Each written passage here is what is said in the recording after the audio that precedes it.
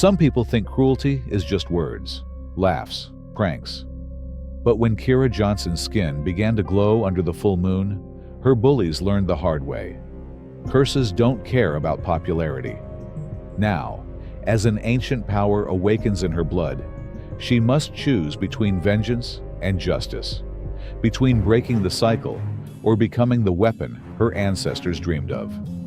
From which country are you enjoying this story? Please make sure to tell us in the comments. Subscribe now. The reckoning begins. The cafeteria roared with the usual lunchtime chaos, shouted inside jokes, the squeak of sneakers on linoleum, the occasional food fight that teachers pretended not to see. At the center table, Zoe Carter held court like she always did. Her glossy lips curled around a straw as she sucked down her iced coffee. Her eyes, sharp and always calculating, scanned the room like a hawk searching for prey. They landed, predictably, on Kira Johnson. Kira sat alone, as usual. Her headphones were in, but she wasn't listening to music. She just didn't want to hear them. Not today. Not again. Zoe nudged Derek with her elbow. "Watch this." Derek grinned, his football player shoulders rolling as he cracked his knuckles. "Oh, this'll be good." Zoe stood, her designer bag slung over one shoulder, and sauntered toward Kira's table. She didn't say anything at first, just stood there, waiting for Kira to notice her. When Kira finally looked up, Zoe smirked. "Nice hoodie," Zoe said, flicking the strings of Kira's sweatshirt. "Black girl magic, huh? Cute." Kira pulled her headphones out. "You need something?" Zoe's grin widened. "Just admiring your aesthetic." She gestured vaguely at Kira's dark skin, her braids, the way she carried herself. "You're so bold." Kira didn't flinch. "Thanks." Zoe's eyes flicked to the half-finished chocolate milk on Kira's tray. Without breaking eye contact, she picked it up, tilted it, and let it pour right onto Kira's lap. The cafeteria didn't go quiet. That was the worst part. People laughed. A few gasped, but most just kept eating, like this was normal. Like this was okay. Kira looked down at the stain spreading across her jeans. Then back up at Zoe. "Oops," Zoe said, not sounding sorry at all. "Guess you'll have to wash that." "Oh wait." She leaned in, her voice a mock whisper. "Does black even show stains?" Derek barked a laugh from the other table. A few others joined in. Kira stood up slowly. The milk dripped onto the floor. She didn't wipe it away. "You know what's funny?" Kira said, her voice low. Zoe raised an eyebrow. "Enlighten me." Kira smiled. It wasn't a nice smile. "You think this is the first time someone's tried to make me feel small?" She stepped closer. "But here's the thing about people like you, Zoe. You're predictable. And you're weak." Zoe's smirk faltered. Kira leaned in. "And one day, someone's gonna put you in your place. And I hope I'm there to see it." Zoe's face twisted. She opened her mouth to fire back. But the bell rang. Kira didn't wait for a response. She grabbed her bag and walked out, the whispers following her like shadows. The walk home from school was usually the best part of Kira's day. No Zoe. No Derek. No teachers pretending not to notice what was happening right in front of them. Just her music, and the crunch of autumn leaves under her sneakers. Today, though, even that small comfort was ruined. The stain on her jeans had dried stiff, and every step reminded her of Zoe's smug face. The way the cafeteria had erupted in laughter like it was all some big joke. She kicked a pebble harder than necessary, sending it skittering across the sidewalk. It wasn't fair. None of it was fair. She hadn't done anything to them. She just existed. That was enough. A cold wind bit at her cheeks, and she tugged her hoodie tighter around her.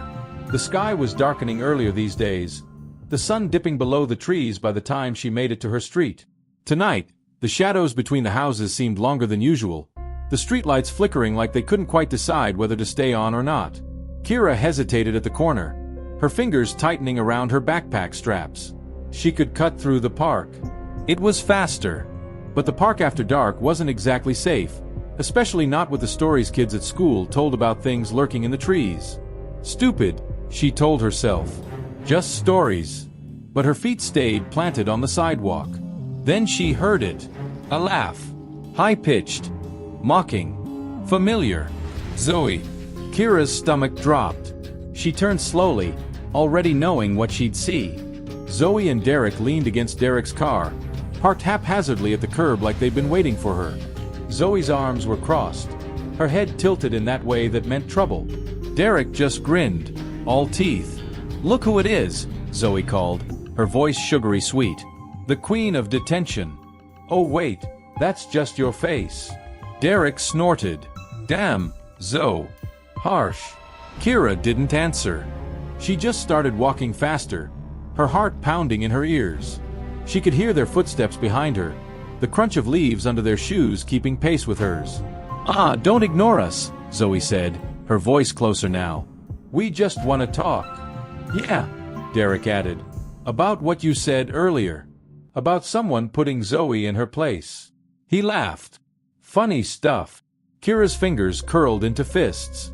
She could feel her nails biting into her palms. "Leave me alone." "Or what?"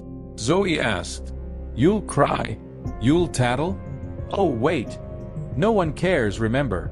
Kira spun around so fast Zoe nearly ran into her. "What do you want?" Zoe's smile didn't waver. "Just to talk. That's all." She reached out, her fingers brushing Kira's arm like she was petting a dog. "We're friends, right?" Kira jerked away. "Don't touch me." Zoe's eyes flashed. "Or what?" And then Derek was there, his bulk blocking the streetlight, casting her in shadow. "Yeah. Or what?" Kira's breath came fast. She could run. She could scream. But who would come? Who would care? Then, from somewhere deep inside her, something stirred. A heat, low in her stomach, spreading up her chest, into her throat. It wasn't anger. It was something else. Something older. Zoe must have seen something in her face, because for the first time, her smirk faltered. "What's wrong with you?" Kira didn't answer. She couldn't. The heat was in her mouth now, her teeth, her tongue. It tasted like copper and smoke. Derek took a step back. "Dude."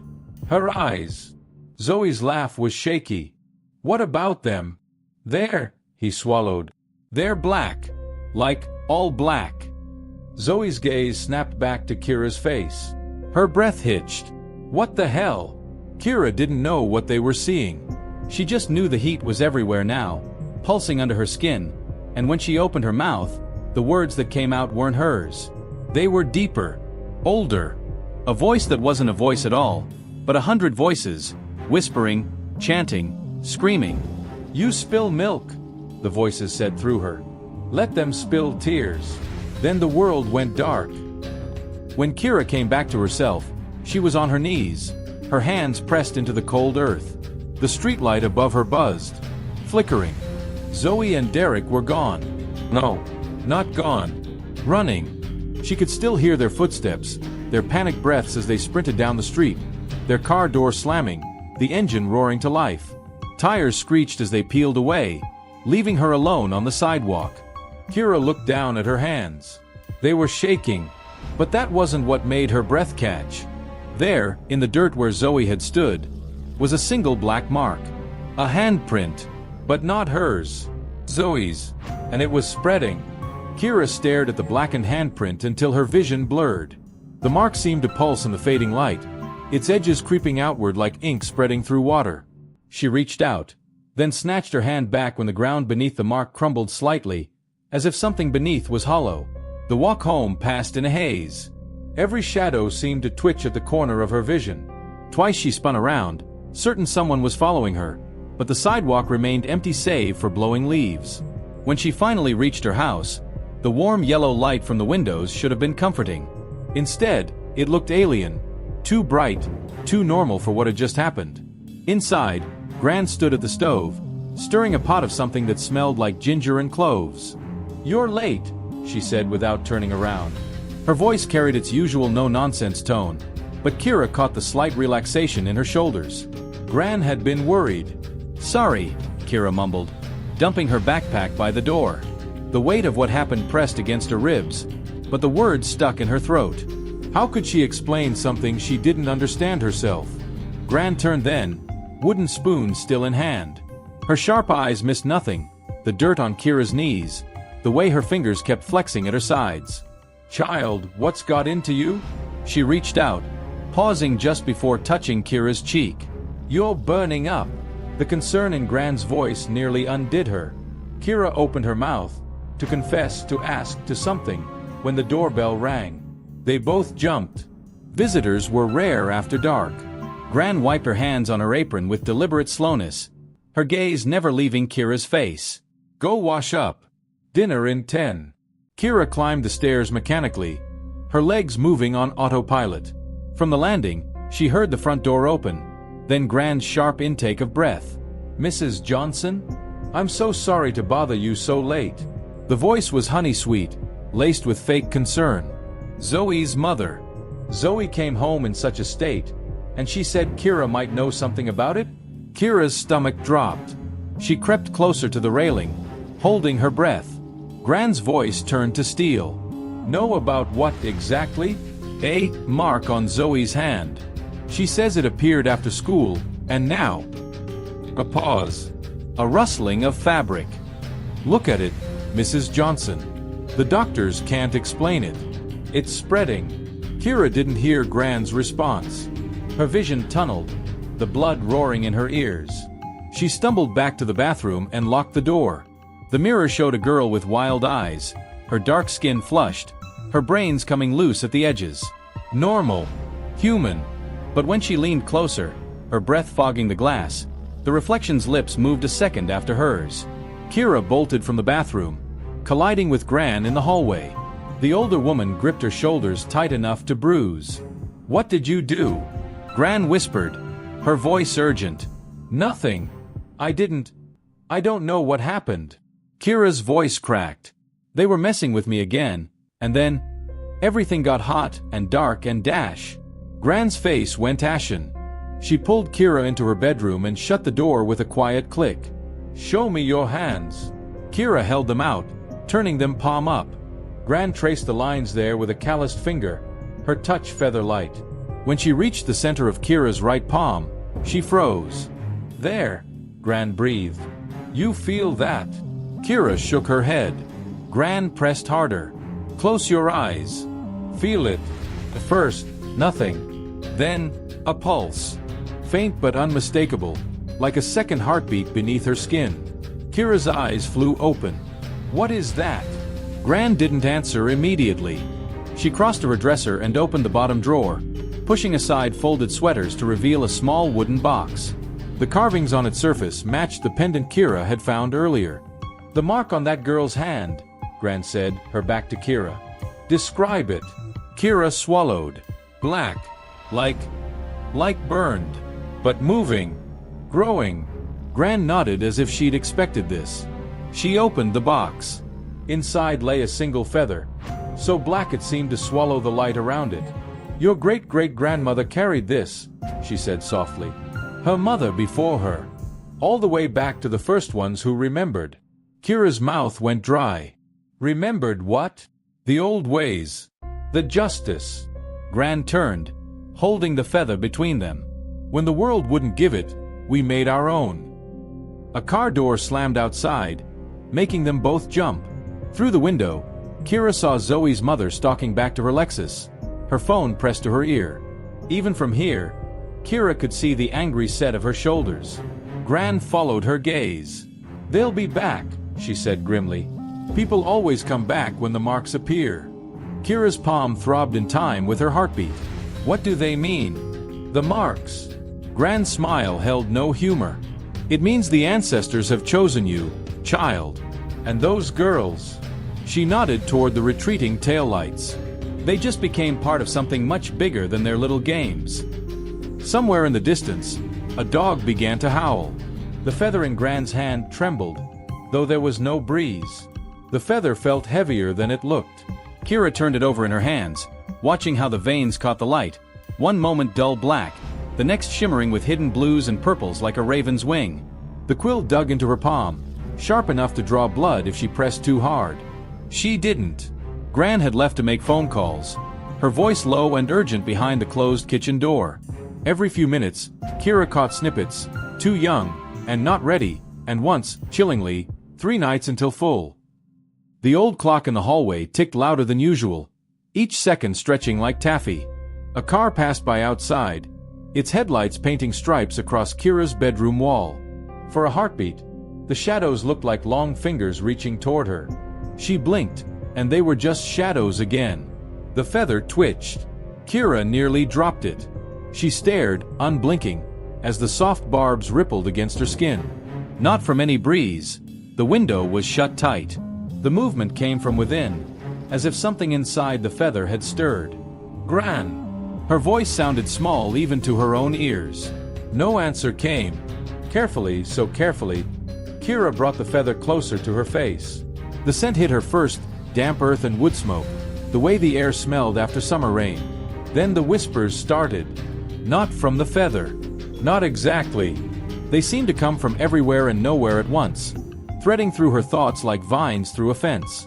At first just sounds without meaning, then gradually, words emerged. Blood calls blood. 3 nights to make it right. When the moon looks down. Kira's breath came in shallow gasps. The room tilted around her, the walls breathing in and out like a living thing. She gripped the edge of her bed with her free hand, her knuckles bleaching white. A sharp knock at the front door shattered the trance. The feathers stilled in her hands. The whispers cut off as if they'd never been. Downstairs, Gran's footsteps hurried to the door. Kira strained to hear, but the voices were muffled. Then a sound that made her blood freeze. Zoe's voice, high and panicked. "Won't stop growing. Look at it. Just look." Kira crept to her doorway. From the top of the stairs, she could see Zoe in the foyer, her usually perfect hair disheveled, her designer jacket wrinkled like she'd slept in it. She held out her right hand, palm up. The black mark had spread past her wrist now, tendrils creeping up her forearm like ivy. In the yellow porch light, the veins seemed to pulse. Gran studied the mark with an unreadable expression. "You should be at the hospital. We were there." Zoe's mother snapped from behind her. She looked out of place in their modest home, her designer heels clicking on the worn hardwood. 3 different doctors. No one can explain it. Then Zoe said. She trailed off, her gaze flicking up the stairs to where Kira stood. "She said your granddaughter did this." The silence that followed was thick enough to choke on. Gran didn't move, didn't blink. When she finally spoke, her voice was deceptively calm. "And how exactly would Kira have done that?" Zoe opened her mouth, then closed it again. Her eyes, usually so full of confidence, darted around like a trapped animal's. "I don't know," she admitted, her voice barely above a whisper. "But she looked at me and then everything got dark and..." She held up her marked arm. "This." Gran sighed, the sound heavy with resignation. "Come in. Both of you." She stepped aside, then called up the stairs without looking. "Kira, come down here, child." Every instinct screamed at Kira to run, to hide, to pretend she hadn't heard. But the feather in her hand grew warm, almost comforting, and somehow that gave her the strength to descend the stairs. Zoe recoiled when she saw her, stumbling back into her mother. "It's her eyes again," she shrieked, pointing. Kira blinked.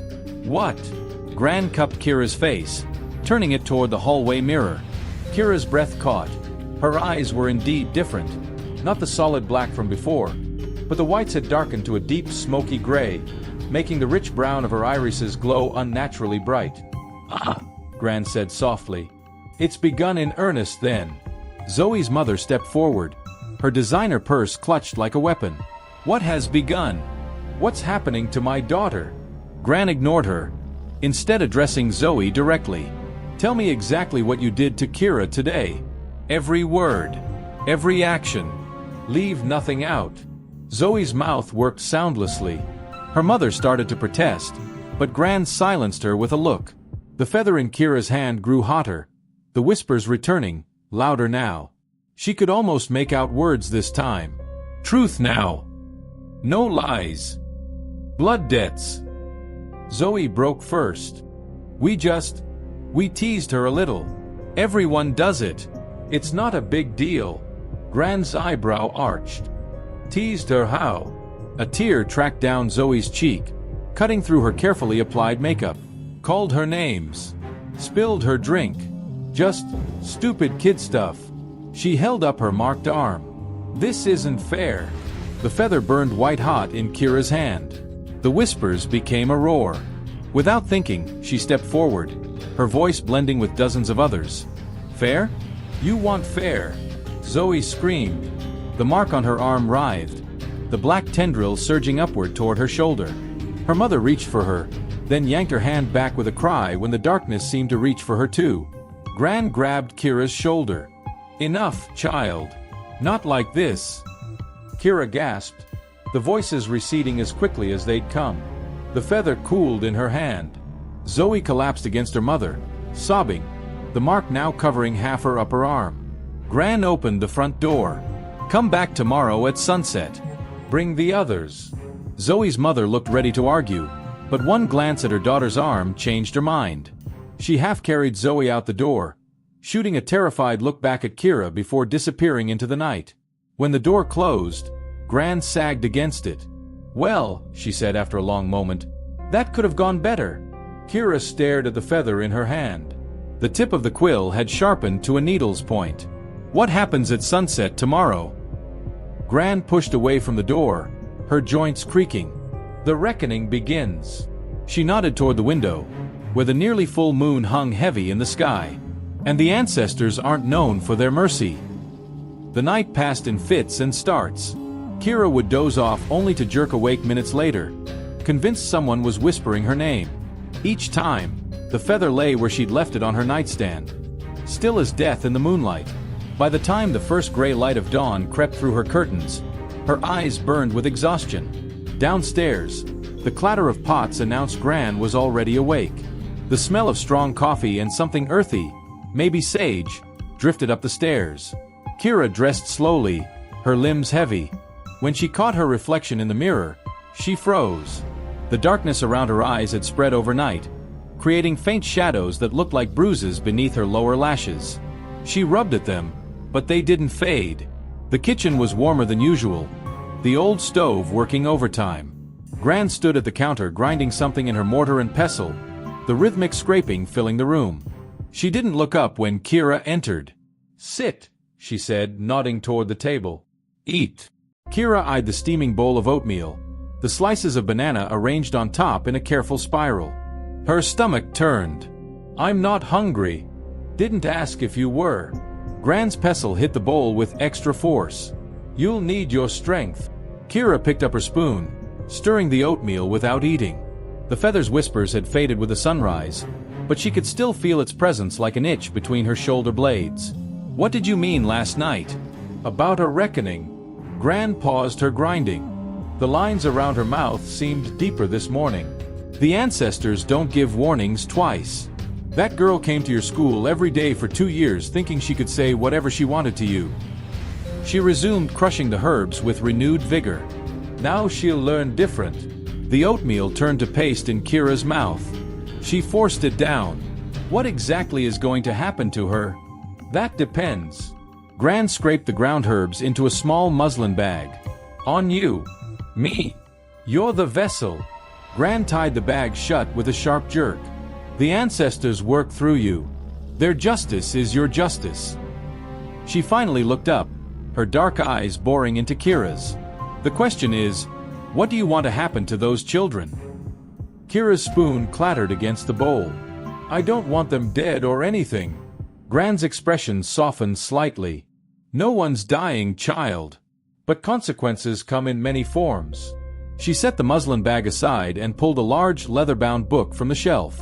The cover was worn smooth with age, the edges frayed. Your great-great-grandmother wrote this. Every mark, every curse, every bit of magic our family has carried for 5 generations. Kira reached out, then hesitated. Is it safe? Gran barked a laugh. Safe? No. Necessary? Yes. She flipped through the brittle pages until she found what she was looking for. Here. The mark of truth. The illustration showed a hand much like Zoe's, covered in swirling black patterns. Beneath it, cramped handwriting described the curse's effects. The mark shall speak no lies, nor hide behind silence. Their truths will burn their tongues until justice is served. Kira swallowed hard. So Zoe, she won't be able to lie? Not just that. Gran tapped the page. She won't be able to stay silent when truth needs speaking. Every cruel thought she's ever had, every mean word she bit back, they'll all come pouring out. A shiver ran down Kira's spine. She imagined Zoe in the cafeteria, unable to stop herself from saying every horrible thing that crossed her mind. The social suicide would be absolute. And Derek. Gran turned a few more pages. The mark of pain. What he dishes out, he'll feel twofold. Kira's stomach twisted. She thought of Derek shoving kids into lockers, his laugh as they stumbled. That seems harsh.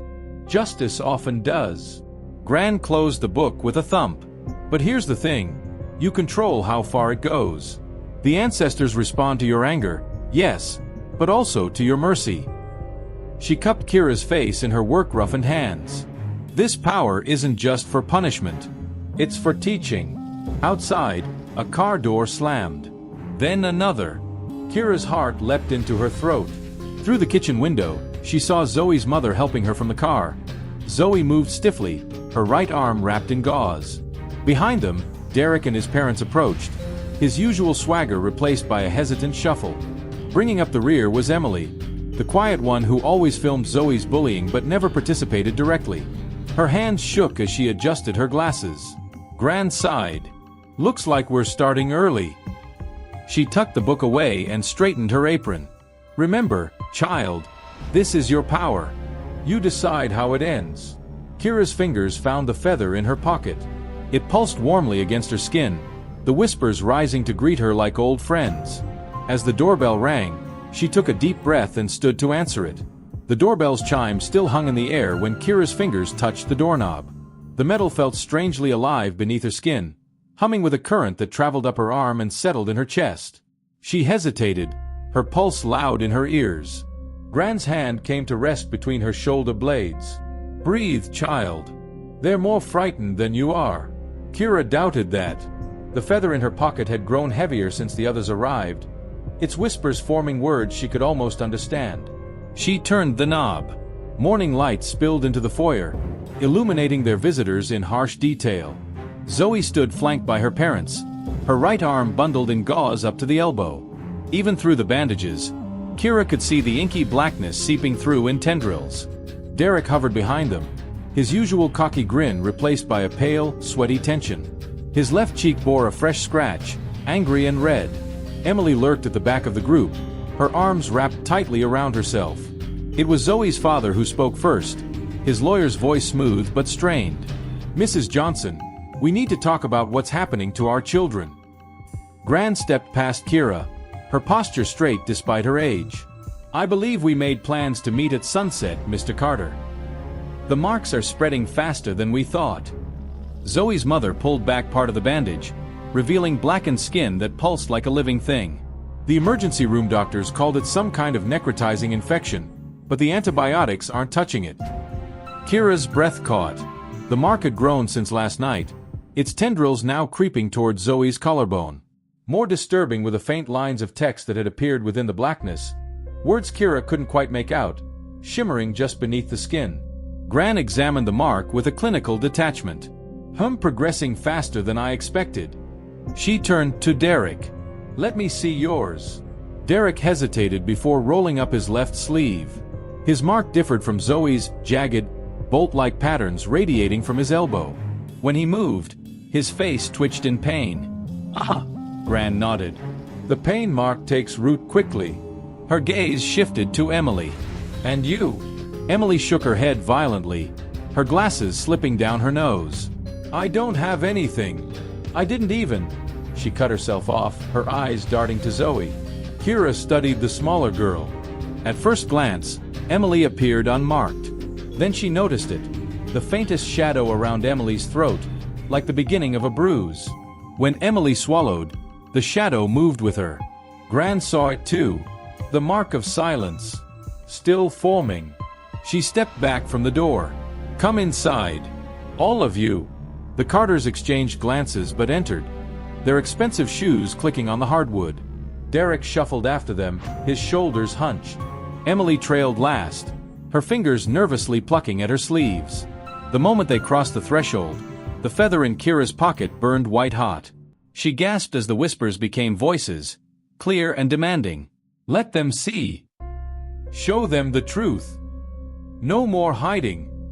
Kira's vision swam. The foyer seemed to stretch and warp around her.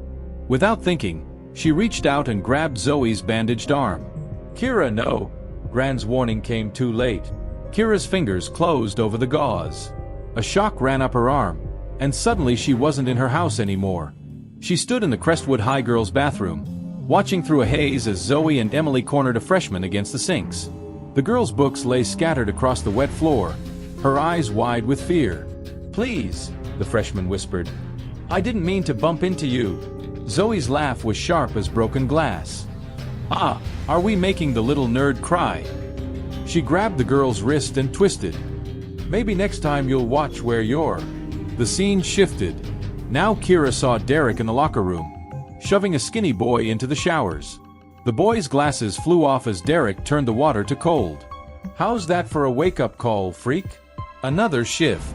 Emily in the library, discreetly filming as Zoe dropped a racist slur into Kira's locker. Her hands shook, but she kept filming. Scene after scene flashed by, a kaleidoscope of cruelties both petty and profound.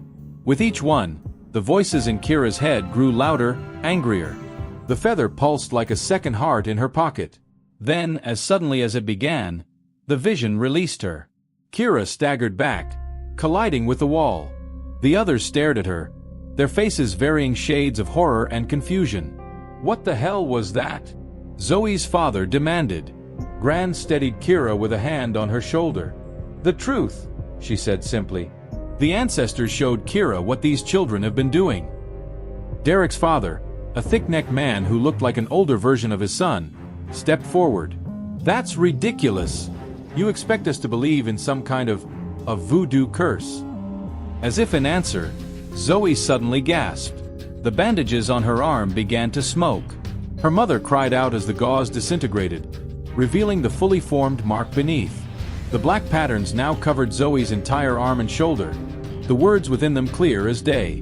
Liar. Coward. Follower. Zoe opened her mouth, whether to scream or protest. Kira never found out.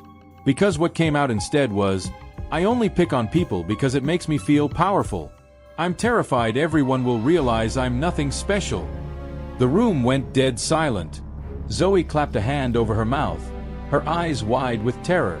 But the words kept coming, spilling out like water from a broken dam. I cheat on every math test because I'm scared of failing. I pretend to like Derek, but I think he's gross. I only hang out with Emily because she makes me look better by comparison. Zoe! Her mother shrieked. But Zoe couldn't stop. The truths poured forth, each one more damaging than the last. Derek, meanwhile, had begun to sweat profusely. He clutched his marked arm, his face contorted in pain. What's wrong with him? His father demanded. Gran didn't answer.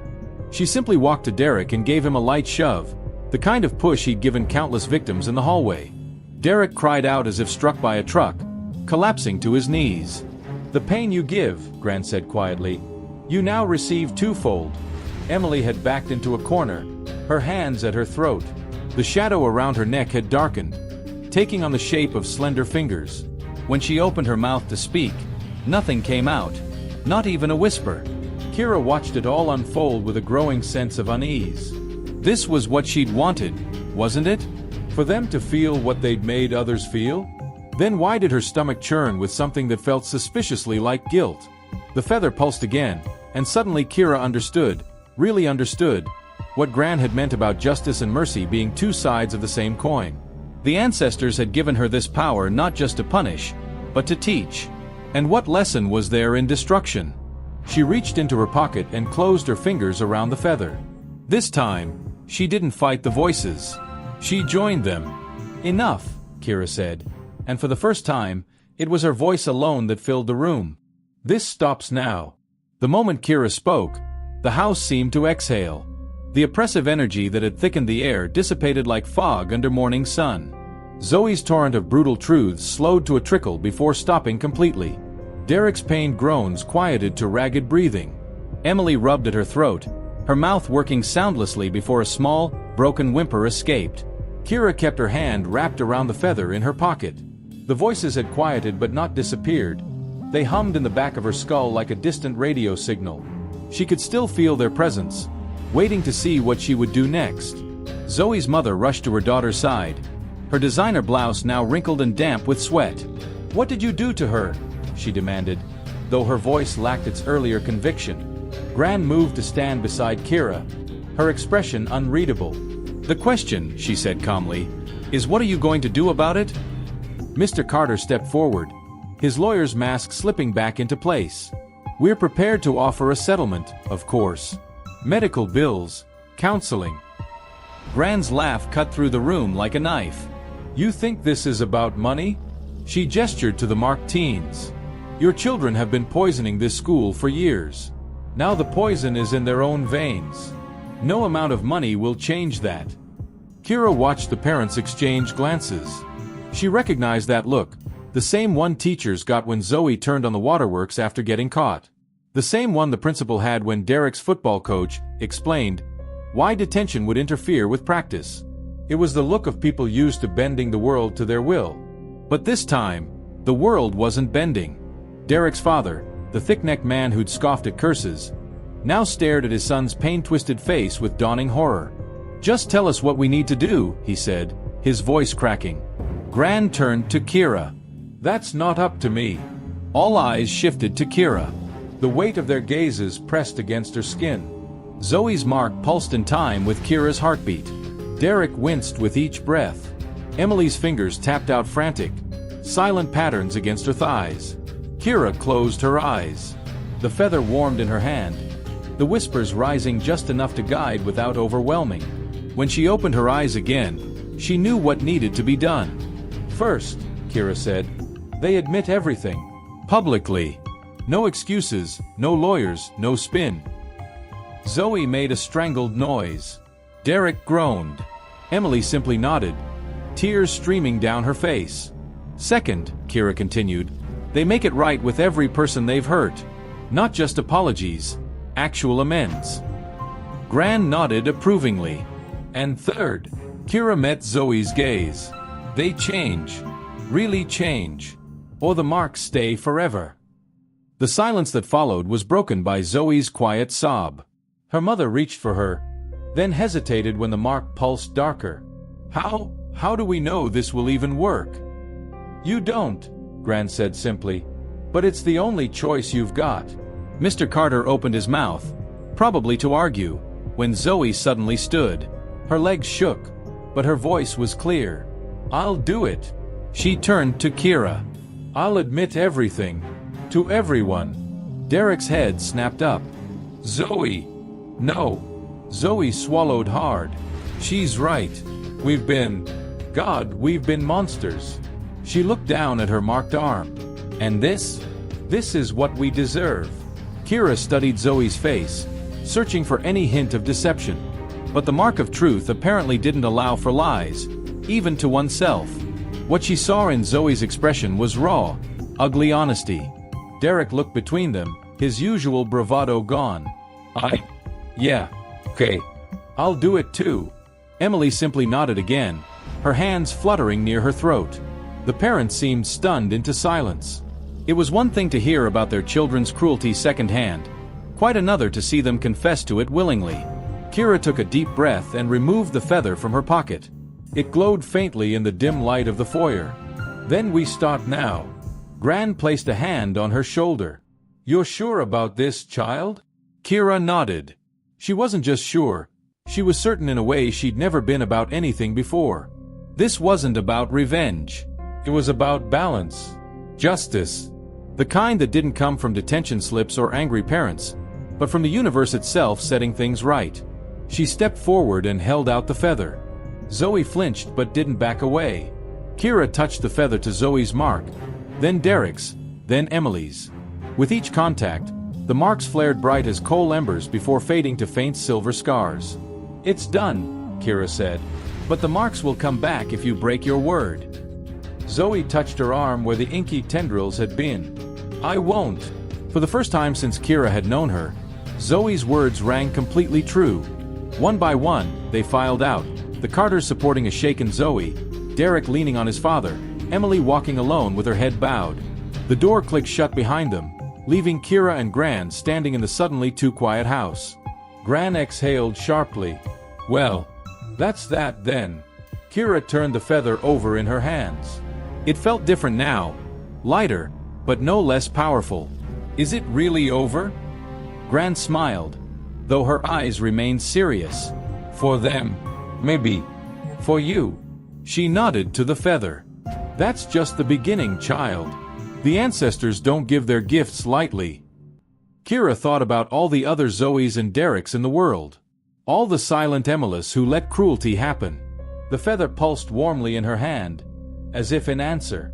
Outside, the first drops of rain began to fall.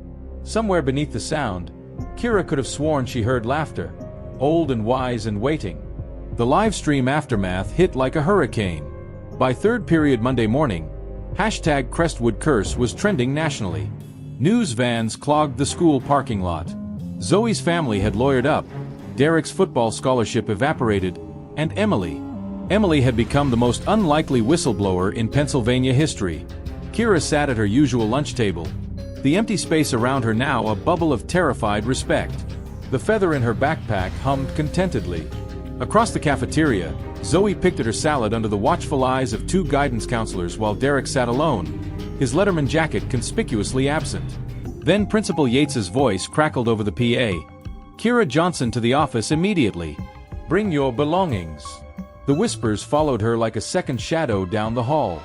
She expected more questions about the hoax video. What she got was Special Agent Cole from the FBI's Counterterrorism Division. Miss Johnson. The agent's smile didn't reach his cold gray eyes. We need to discuss your little supernatural terrorism incident. Gran arrived 20 minutes later, her Sunday best replacing the usual cardigan, a carved mahogany cane in hand. Terrorism. She laughed in Agent Cole's face. My granddaughter stopped bullying without throwing a single punch. Should give her a medal. The agent slid a tablet across the table. Security footage from the nurse's office showed Emily's shadow collar slithering up her face in impossible detail. This matches no known technology. DARPA wants answers. Kira's stomach dropped. The government didn't believe in curses. They saw weapons. Gran's cane tapped 3 times. A signal. The fluorescent lights flickered, and for half a second, Agent Cole's reflection in the window wasn't his own but a skeletal figure with iron shackles. When the lights stabilized, the agent was sweating. What was? Ancestors don't care about clearance levels, Gran said sweetly. Now, are we being detained? They walked out 15 minutes later, but the black SUV trailing them home confirmed one thing. This was far from over. That night, Kira dreamt of the feather's origin for the first time. Not her great-great-grandmother's time, but much further back. A slave ship's hold. A woman whispering forbidden words into a single black feather as chains rattled above deck. The vision ended with blood splattering across wooden planks. She woke to find 3 new marks glowing faintly on her forearm, ancient symbols matching those in Gran's book under blood call. Downstairs, Gran was arguing with someone in a language Kira didn't recognize. The visitor turned. A striking woman with the same gold-flecked eyes as Kira's, her locks coiled in an intricate updo. She held a feather identical to Kira's. Aunt Mara. Kira breathed, recognizing her only from photos.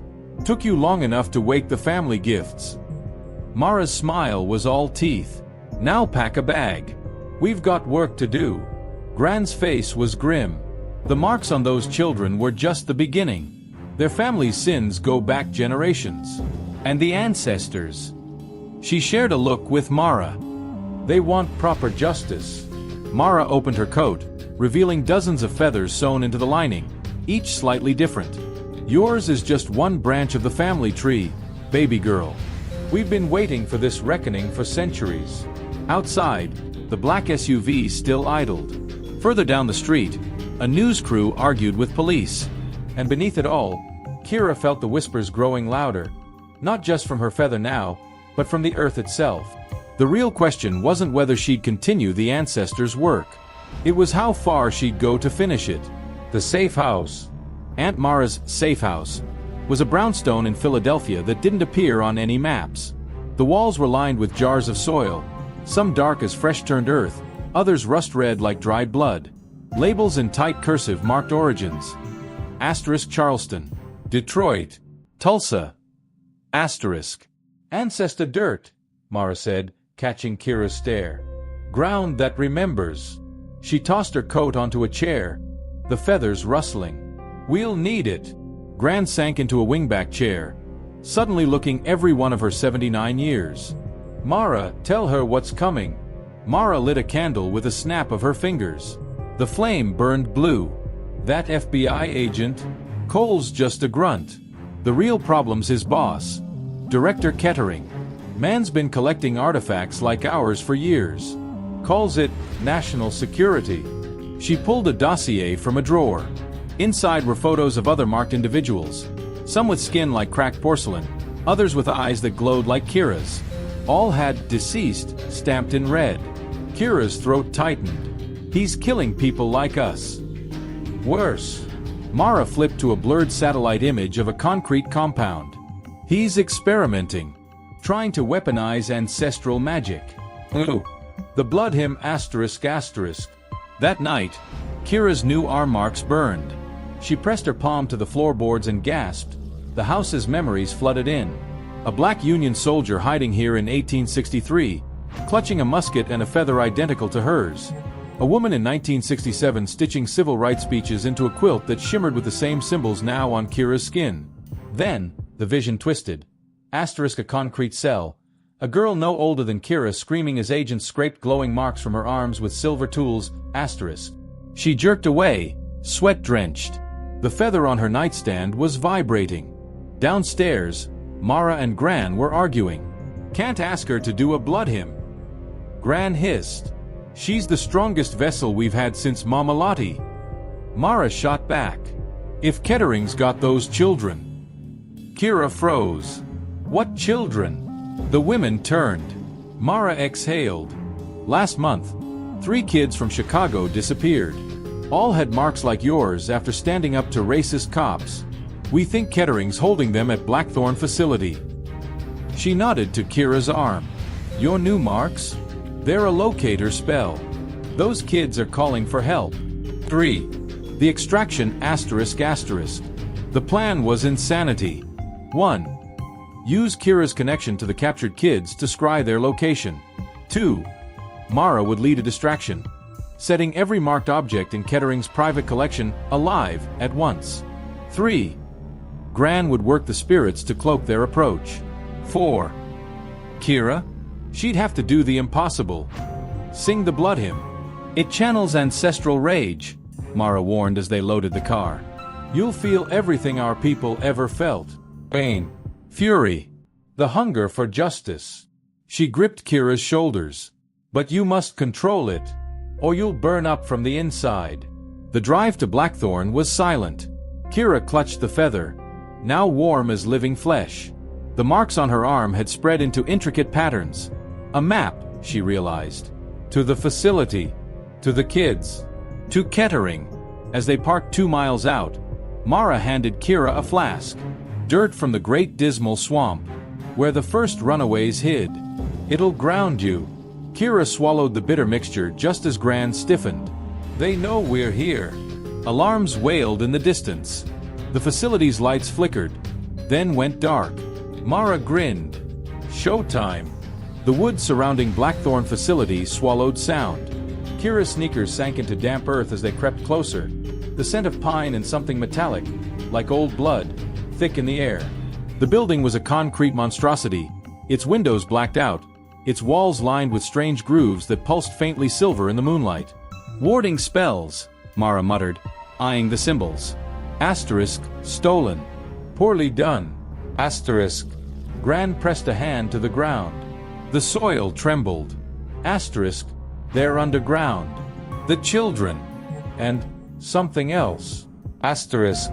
A scream tore through the night, human, but warped, as if filtered through static.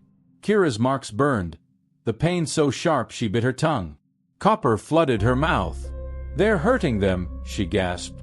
Mara's expression darkened. Asterisk. "Then we move now." Asterisk. ###2. The blood hymn awakens asterisk asterisk. The plan unraveled instantly. Motion sensors flared to life as they breached the tree line. A dozen armed guards poured from a side door, their rifles fitted with odd glass canisters that glowed faintly blue. Asterisk. "Don't let those rounds hit you." Asterisk. Mara yanked Kira behind an oak. Asterisk. "They're packed with graveyard dirt. Stops magic cold." Asterisk. Gran wasn't fast enough. A bullet grazed her shoulder, and she went rigid, her eyes rolling back. The second before she collapsed, she hissed something in a language that made the ground split open. Vines erupted, snaking around the guards' ankles, dragging them screaming into the earth. Mara didn't hesitate. Asterisk. "Go. Find the kids." Asterisk. She tossed Kira a rusted key. Asterisk. "Third sublevel. They're in the cages." Asterisk. Kira ran. The facility's interior was worse than the visions. Walls lined with jars of things. Fingers floating in amber liquid. Eyes that tracked her. A heart that beat inside its glass prison. The air smelled like antiseptic and burning hair. Then she heard it. Singing. Faint. Broken. But unmistakable. The blood hymn. ###3.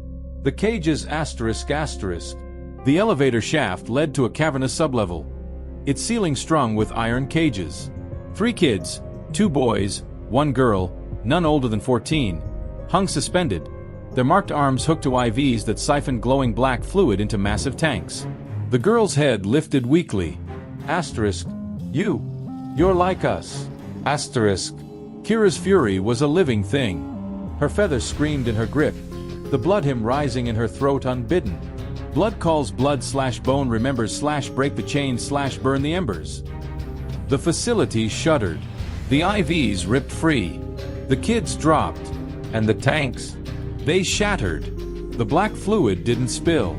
It coalesced, forming a towering figure with too many eyes and a mouth full of rusted nails. The girl sobbed. Asterisk.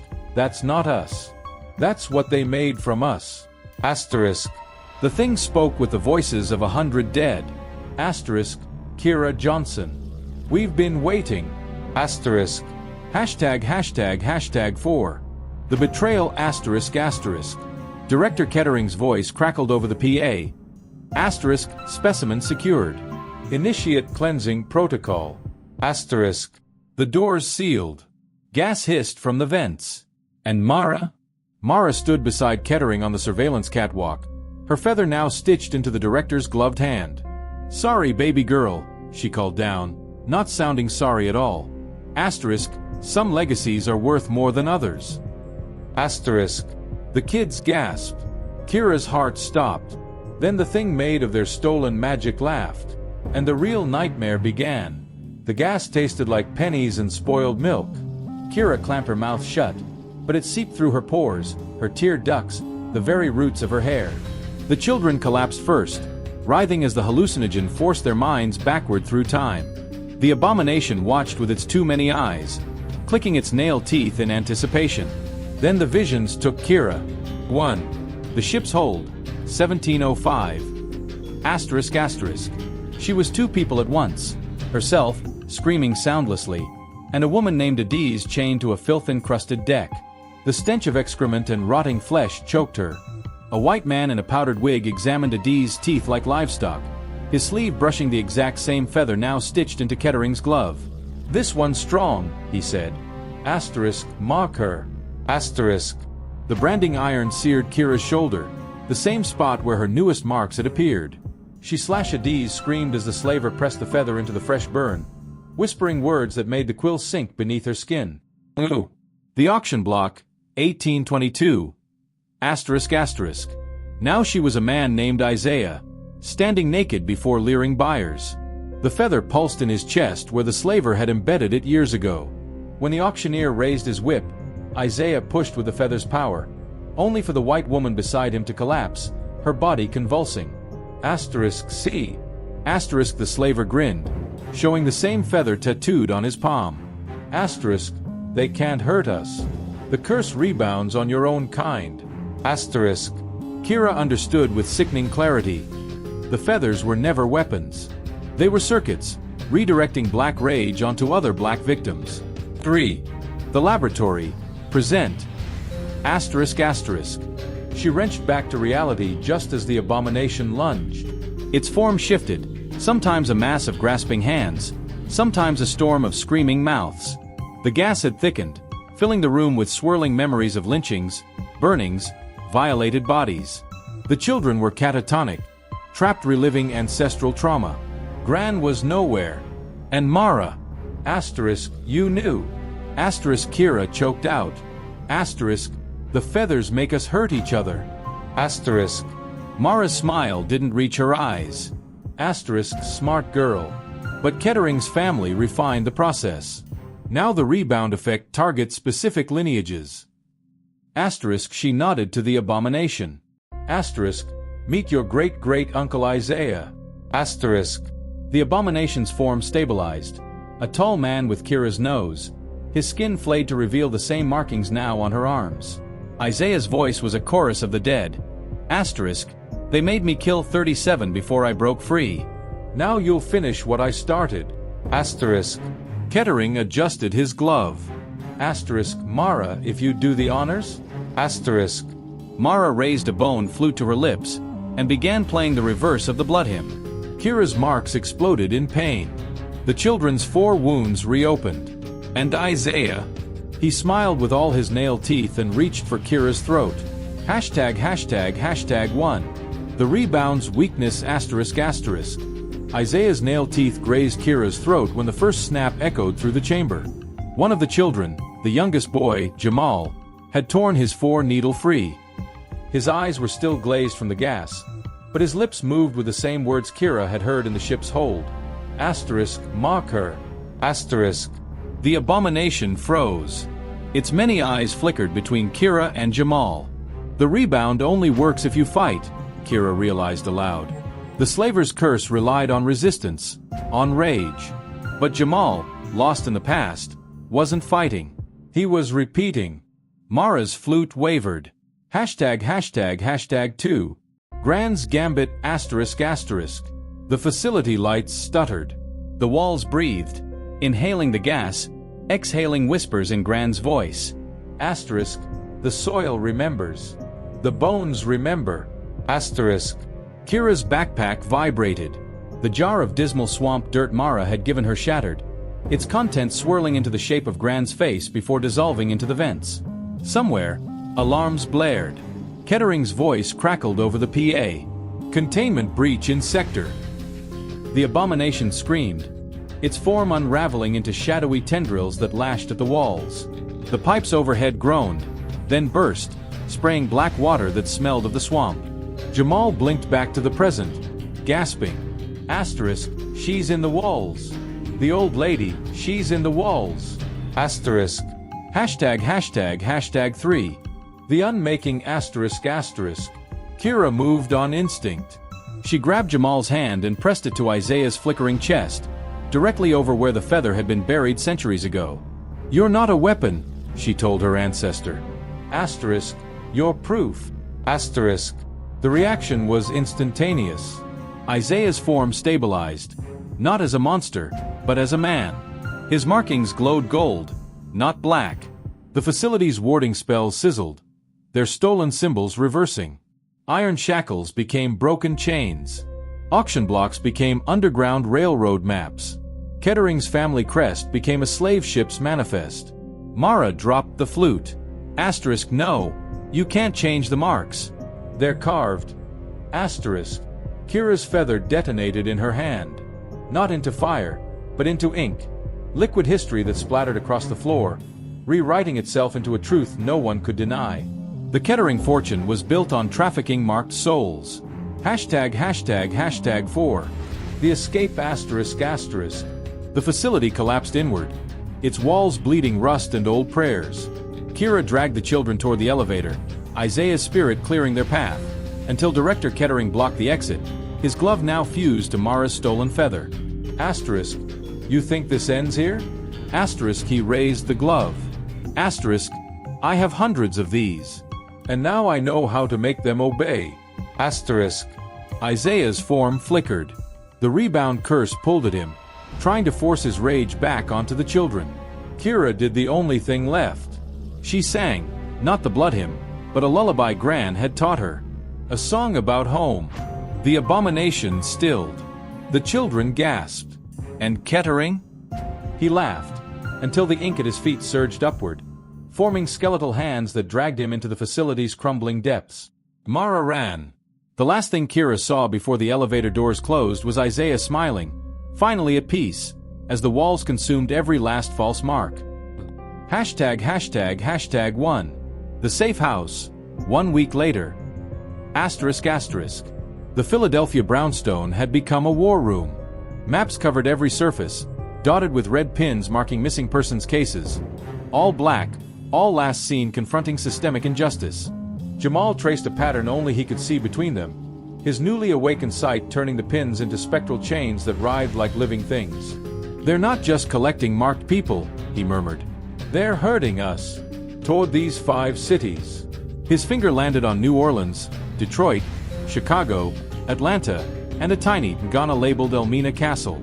Kira's stomach turned. The castle was one of the largest slave trading posts in history. Why there? The answer came from an unexpected source, Isaiah's voice whispering through the jar of dismal swamp dirt they'd salvaged. Asterisk, where the first feather was plucked. Asterisk. ####2. The first feather asterisk asterisk. The vision hit like a hurricane. Asterisk Elmina Castle. 1693. A woman named Neka knelt in the dungeon, plucking a single black feather from a sacred bird the Portuguese had slaughtered. As the guards dragged her away, she pressed it to the forehead of a crying child. The first vessel. Remember, she begged. Even when they make you forget. Asterisk. Kira gasped back to the present to find Jamal gripping her wrist, his eyes wide. You saw it too? When she nodded, he lifted his shirt, revealing new marks forming. An exact match to the dungeon's crude map carved into Neka's cell wall. ####3. Mara's message asterisk asterisk. The hacked FBI server beeped. A video file autoplayed, showing Mara standing before a wall of floating feathers in an unrecognizable lab. Her left eye was now pure black. You were right about the rebound flaw, Kira, she said, almost proud. But Kettering was right about one thing. This is asterisk a weapon. Just not for them. Asterisk, she gestured to the feathers. Asterisk, every one of these holds a memory of resistance. And on the summer solstice, when the veil thins. Asterisk. The video cut to satellite footage of Elmina Castle. Buried beneath it, pulsing like a heartbeat, a massive, feather-shaped structure of black stone. Asterisk, the first vessel's bones are waiting. And we're going to wake them up. Asterisk. ####4. The fractured legacy asterisk asterisk. Gran's voice hissed through the pipes. She wants to trigger the Great Rebound. Turn every marked person into a bomb that'll detonate oppression by making oppressors feel asterisk their victims' pain. Asterisk. Isaiah's ink swirled in agreement, then reformed into a new message on the floor. They made us hurt each other. Now she'll make them destroy themselves asterisk asterisk. Kira touched her marks, now glowing faintly. That's not justice. That's just flipping the script. Jamal nodded to the maps. Then we beat her to the castle. Find the first vessel's bones first. And do what? Kira asked. The pipes groaned. Gran's laughter was a winter wind. Asterisk, what we should have done centuries ago. Break the cycle. Asterisk. Outside, thunder rumbled, though the sky was clear. Somewhere, the network was waking up. ####1. The Coast of Ghosts asterisk asterisk. Dawn over Elmina Castle painted the whitewashed walls blood red. Kira stood ankle-deep in the Atlantic, the same waters that had swallowed millions of her ancestors. The castle loomed, a postcard-perfect tourist trap by day, but now in the pre-dawn stillness, she felt its true nature. The stones hummed. Jamal gripped her arm. They're here, he whispered. Every single one. His marks had spread overnight, forming a complete map of the dungeon network. Now they pulsed as spectral figures materialized along the shore.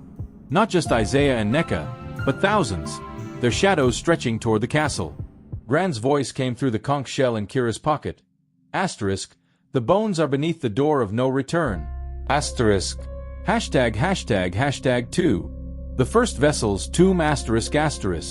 The tourist entrance was locked.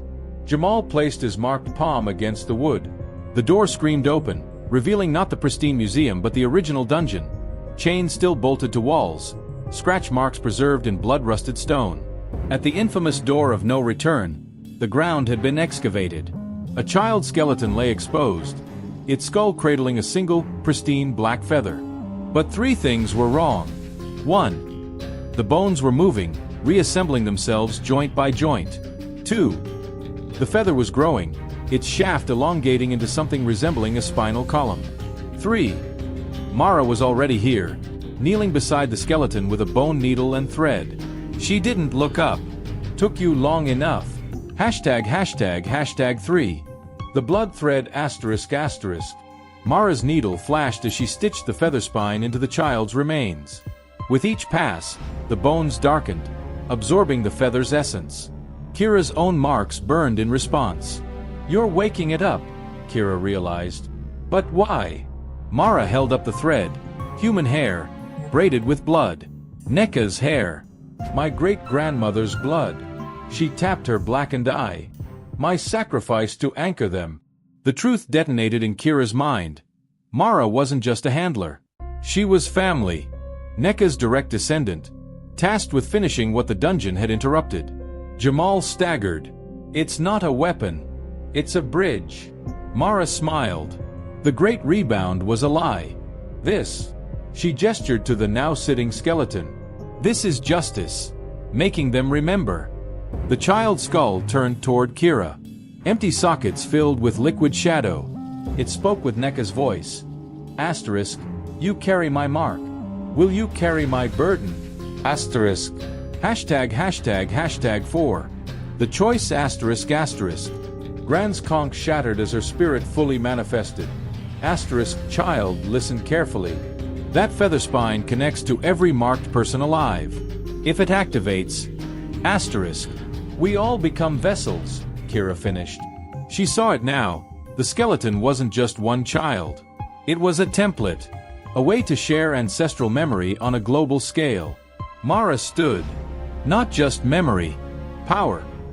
Imagine every cop who ever planted evidence feeling the fear they caused. Every politician who gutted welfare programs knowing the hunger they created. The skeleton's feather spine pulsed. Somewhere, in Chicago and Detroit and Johannesburg, marked people screamed as their own spines changed.